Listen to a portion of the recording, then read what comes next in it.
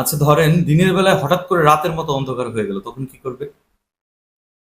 ঠিক এমনই একটি ঘটনার বর্ণনা করতে যাচ্ছি বন্ধুরা। আসসালামু আলাইকুম। 2026 সালের এমন একটি দিন আসবে, সেই দিনটি নিয়ে কথা বলবো আপনাদের মাঝে, যে দিনের বেলা রাতের মতো অন্ধকার হয়ে যাবে। বন্ধুরা, যাই হোক, 2026 সালের যেদিন দিনের বেলায় অন্ধকার নেমে আসবে, সেই বিষয়টি আপনাদেরকে শেয়ার করতে যাচ্ছি। 2026 সালে যদিও বেশ কয়েকটি সূর্য ও চন্দ্রগ্রহণ হবে, এর মধ্যে রয়েছে পূর্ণগ্রাস চন্দ্রগ্রহণ। পূর্ণগ্রাস চন্দ্রগ্রহণ বলতে ওই দিন আপনার সূর্যটাকে পুরোপুরি চাঁদ একটা ছায়া দিয়ে দিবে। যাই হোক, 2026 সালের এই পূর্ণগ্রাস চন্দ্রগ্রহণটি ইউরোপ থেকে দেখা যাবে। বিশেষ করে আপনার ইউরোপের কয়েকটি দেশ আমি উল্লেখ করে দিব আপনাদেরকে।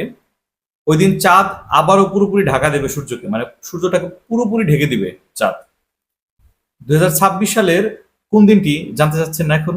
তাহলে অবশ্যই বলি। 2026 সালের 12ই আগস্ট পূর্ণগ্রাস চন্দ্রগ্রহণ হবে, মানে সূর্যগ্রহণ হবে। ওই দিনটি আসলে বুধবার। আপনারা প্রশ্ন জাগতে পারে যে কোন কোন দেশ থেকে দেখতে পারবেন। তাদের উদ্দেশ্যে বলে রাখি, গ্রিনল্যান্ড, আইসল্যান্ড, স্পেন এবং রাশিয়ার কিছু জায়গা থেকে এই পূর্ণগ্রাস চন্দ্রগ্রহণটা আপনারা দেখতে পাবেন ওই দিন।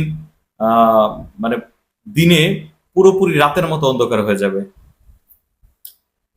এখন পর্যন্ত যে তথ্যটা মিলেছে সেই অনুযায়ী আমি যদি বলতে যাই, 2026 সালের 12ই আগস্ট 96 মিনিটে পৃথিবীর বুকে 293 কিলোমিটার পথ অতিক্রম করবে চাঁদ বা চাঁদের ছায়া। আর বিশেষ করে রাশিয়ার উত্তর ভাগ হয়ে গ্রিনল্যান্ড, আইসল্যান্ড এবং স্পেনের দিকে আগাবে এই পূর্ণগ্রাস চন্দ্রগ্রহণটি। ওই সময়ে আপনার প্রায় 2 মিনিট 18 সেকেন্ডের মতো স্থায়ী হবে এই পূর্ণগ্রাস চন্দ্রগ্রহণটি বা সূর্যগ্রহণটি। মানে এটা হচ্ছে আপনার 2 মিনিট 18 সেকেন্ড স্থায়ী হবে, মানে 2 মিনিট 18 সেকেন্ডের জন্য, অর্থাৎ 2 মিনিট 18 সেকেন্ডের জন্য পুরোপুরি সূর্যকে ঢেকে দেবে চাঁদ। আপনারা পুরোপুরি দেখবেন অন্ধকার হয়েছে। আশা করি আমি আপনাদেরকে বুঝাইতে পারছি।